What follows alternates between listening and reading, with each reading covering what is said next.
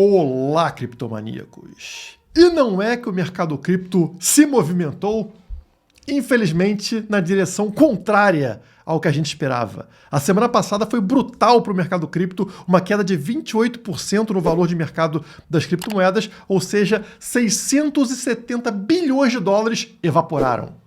Como de costume, isso gerou medo no mercado. Mais precisamente, no dia de hoje, o indicador de medo e ganância bateu em 25, o que registra medo extremo. E se por um lado é questionável medo extremo com o Bitcoin valendo cerca de 60 mil dólares, por outro nos faz refletir se o sentimento geral das pessoas não está alinhado ao indicador que só errou uma vez na história, em 1959. Eu estou me referindo ao indicador Sam Rule de recessão. Ele prevê recessões logo à frente e ele acaba de apitar.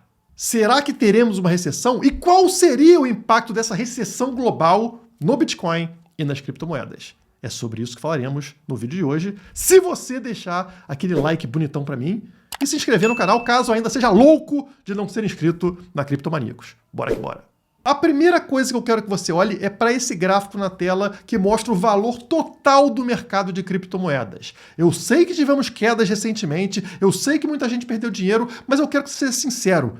Esse gráfico parece feio para você?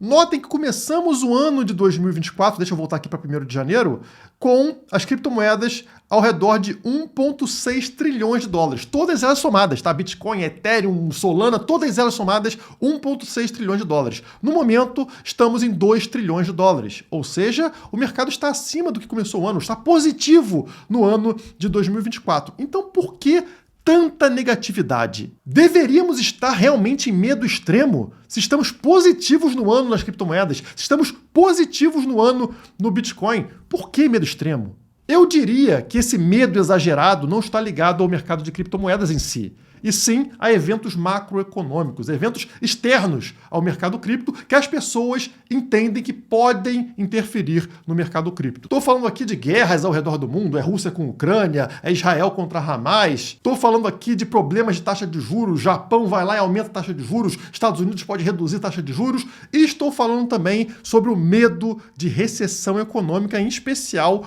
nos Estados Unidos. E para piorar esse medo, acabamos de ver um indicador dos mais famosos de recessão, conhecido como Sam Rule, apitando nesse momento algo que não acontecia há bastante tempo. E o que esse indicador diz? Uma recessão é provável de acontecer quando a média de desemprego dos últimos 3 meses sobe 0,5% acima do ponto mais baixo dos últimos 12 meses. Então você tem lá 12 meses, uma média de desemprego, e você tem agora, num período mais próximo, 3 meses, uma subida no desemprego. Sempre que acontece uma subida nesse nível que vocês acabaram de escutar, ele aponta, esse indicador sinaliza que uma recessão está acontecendo nos próximos meses. Ou seja, ele percebe que as condições econômicas estão se deteriorando na economia e já dá um alerta para você de que vem coisa feia pela frente. E recentemente, agora, acabamos de ver esse indicador passando aqui do 0,5%, do 0,5%, e atingindo 0,53%.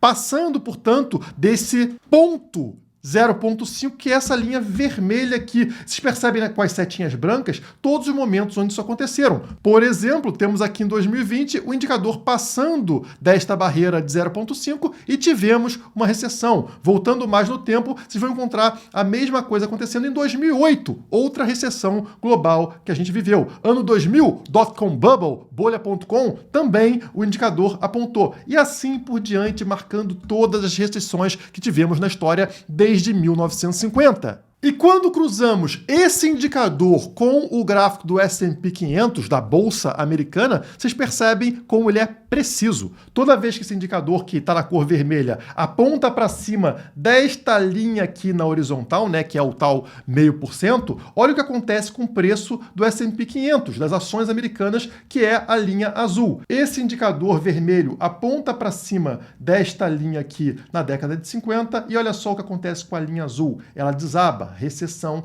econômica. Década de 70, mesma coisa. Estão vendo aqui até marcado, né, o momento da recessão batendo justamente no momento onde a linha vermelha cruza para cima deste gráfico. Ali na frente as ações desabam de forma muito forte. Mesma coisa aqui, já quase em 75, né? O indicador rompe e temos uma forte queda nas ações. E mais recentemente, como eu falei, né, ano 2000, ele aponta aqui e vemos as ações desabando aqui em cima da linha azul. Aí 2008, mesma coisa, ele aponta aqui, ó, nesse ponto, e exatamente o ponto onde as ações começam a desabar nos Estados Unidos de forma muito grave. Pandemia chegando, mesma coisa, o indicador aponta aqui e lá em cima vemos o mercado desabar. E agora, como vocês estão vendo aqui nesse gráfico, ele está cruzando para cima desta linha horizontal branca, nesse caso aqui, né? Indicando que superou os tais 0,5%.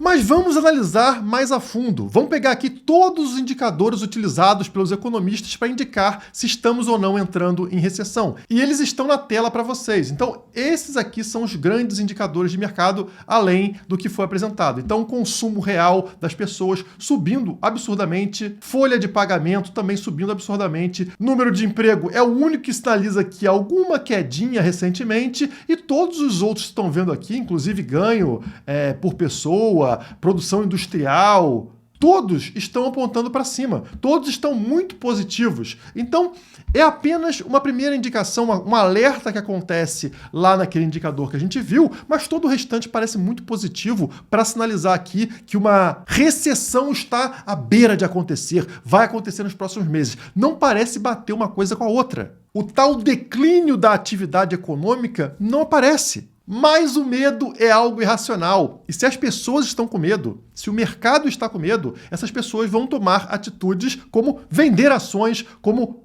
poupar dinheiro, como parar de gastar dinheiro, e a economia tende a piorar a partir daqui, mesmo se não exista motivo para isso acontecer. E isso acaba forçando os bancos centrais, como por exemplo o Fed nos Estados Unidos, a terem que agir, a terem que cortar taxas de juros de forma mais acelerada do que deveria ser necessário. E é aqui que entra o ponto interessante da história. Ao contrário de 2020, lá com uma pandemia global, ao contrário de 2008, com uma crise generalizada, nesse momento nós não temos nada disso acontecendo. Os indicadores estão positivos. Mas a solução para o problema continua sendo a mesma, ou seja, governos abrirem a torneirinha, aumentarem a liquidez de mercado. Só que lá atrás, se vão lembrar em 2020, por exemplo, o Bitcoin estava lá em $4.000, medo extremo, fundo do poço. Agora, o medo extremo é com Bitcoin em $60.000.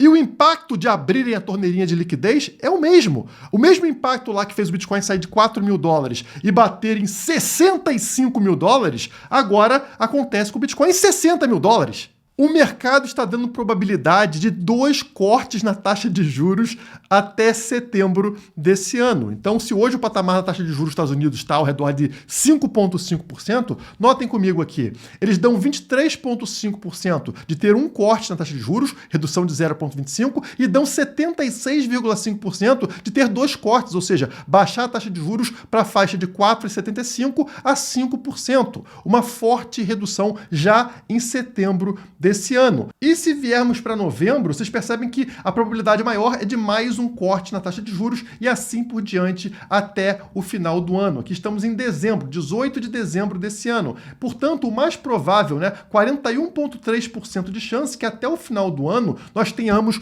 4 cortes na taxa de juros americana. Quanto mais cortes na taxa de juros, mais barato se torna o dinheiro. Isso ajuda a economia a crescer. Isso dá um pump em ativos de risco, onde encontramos também Bitcoin e criptomoedas. Se a minha sensação estiver correta, se a minha previsão estiver correta, essa queda no preço dos ativos que estamos vendo acontecer agora é o que chamamos de bear trap, armadilha para ursos. Algo que costuma acontecer justamente nesse momento do ciclo. Então, vocês estão vendo aí no gráfico o preço do Bitcoin, a linha branca, junto de um gráfico muito famoso que mostra aqui o sentimento de mercado, Então, temos lá a fase de acumulação, o negócio começa a dar certo, começa a esquentar, as pessoas ficam mais empolgadas, e aí tem um primeiro sentimento extremo de euforia que acontece no meio do caminho, exatamente o ponto que a gente passou com o Bitcoin batendo lá nos $74.000. A partir partir daí, a gente tem uma forte queda, que é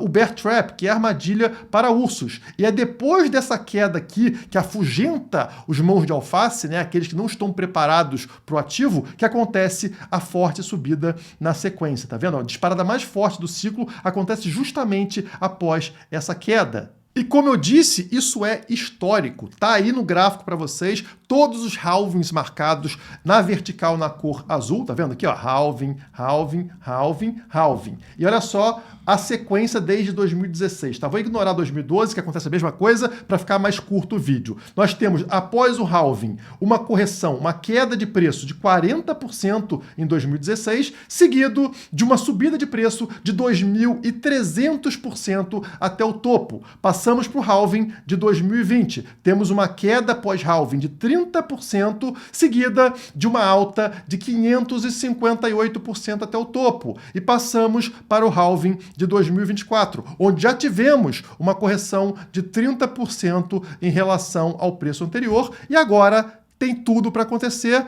finalmente, o rally, a subida de preço até o topo desse ciclo no ano que vem. Ah, Guilherme, você está me falando que acabou a correção de preço? Não! Como eu falei aqui, já tivemos correções maiores, 40% após o halving, por exemplo, lá em 2016. Então pode continuar caindo, pode ter um mergulho ainda maior, mas o importante é a visão de longo prazo, de médio a longo prazo. Ou seja, esse ciclo não acabou, ele está somente passando pela correção que sempre acontece em todos os ciclos. E que geralmente é impulsionada por alguma coisa externa. Acontece algo no mundo que impulsiona o Bitcoin para cima. E esse algo, para mim, que vai acontecer dessa vez, é justamente o corte na taxa de juros dos Estados Unidos. Os frequentes cortes para aliviar essa sensação de recessão que está no mercado, né? As pessoas muito assustadas, querendo vender tudo, mesmo sem ter motivos claros para isso. Não interessa. Somente a sensação já faz esses ativos caírem e para resgatá-los, o governo vai lá e aumenta a liquidez. E essa liquidez encharca o Bitcoin